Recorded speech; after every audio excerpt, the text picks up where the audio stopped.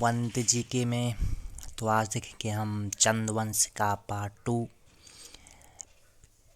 और तो अब हम स्टार्ट करते हैं। आज हमने लास्ट में इंद्रचंद पढ़ा था, उसके बाद अब जो पांचवें राजा हमें दिखते हैं चंद्रवंश में वो हैं पांचवें संसार चंद, छठवें हैं सुधार चंद, सातवें हैं हरिश्चंद। इनके बारे में कुछ विशेष कार्य इनके देखने को मिलते नहीं हैं। तो आगे बढ़ते हैं। इसके बाद इम्पोर्टेंट जो राजा आते हैं वो हैं वीणाचंद। वीणाचंद एक निसंतान था और एक विलासी राजा था, और इसी के समय में खसों का आक्रमण होता है, जिससे चंद्रवंश का राज्य उनसे 200 वर्षों तक छिन जाता है। तो वीणाचंद के बाद चंदों से उनका शासन हटता है और 200 वर्षों तक यहाँ खस लोग यहाँ राज करते हैं। इसी बीच में 1911 में अशोक चल द्वारा कुमाऊं में आक्रमण किया जाता है, जिस समय यहाँ नानकी चंद राजा था। आगे बढ़ते हैं। इसके बाद वीरचंद आते हैं, जो अंतिम जो खस राजा सोपाल को हराते हैं युद्ध भूमि में, और वीरचंद द्वारा फिर से पुनः चंद्रवंश स्थापित किया जाता है।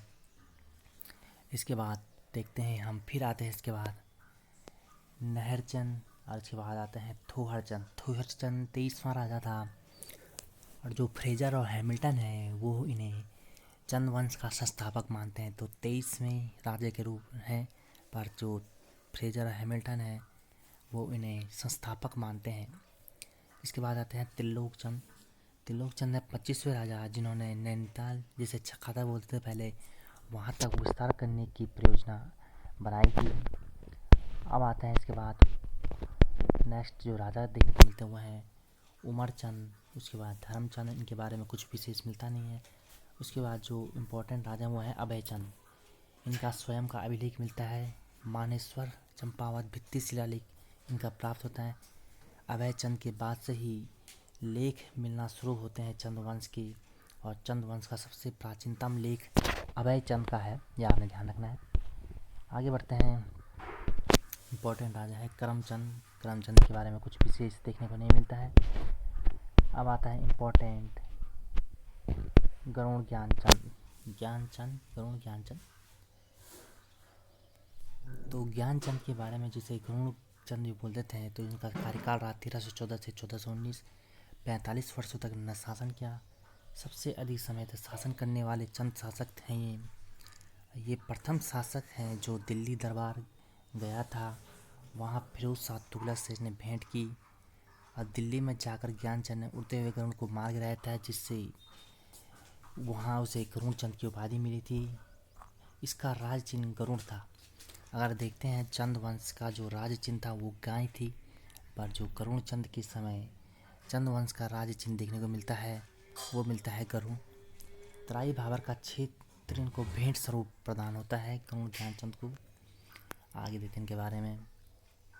अगला है, इसका सौर में एकमात्र सामंत था विजय बम। इसका विजय बम एक सामंत था। शेरा खड़कोट ताम्रपत्र इसका है, जिसमें से राजाधिराज महाराज की उपाधि मिलती है। इसका एक सेनापति था नीलकंठ है, जिसे इसने कुमैया खिल्लत की उपाधि दी थी। इसका गांव कपरोली गांव था। इसके पुत्र जो थे संजू वीरू को गरुड़चंद ने ही मरवाया था। इससे संबंधित जो हमें गोबासा ताम्रपत्र देखने को मिलता है, शेरा खड़कोट ताम्रपत्र मिलता है, तारीख के मुबारक शाही में भी इसका वर्णन मिलता है, तो आपने ध्यान रखना है। और इसके बाद जो आज की हरिचंद है ये देखने को मिलते हैं। इसके बाद जो अगला पार्ट है आपको अगली वीडियो में मिलेगा, तो मिलते हैं नेक्स्ट वीडियो में। धन्यवाद।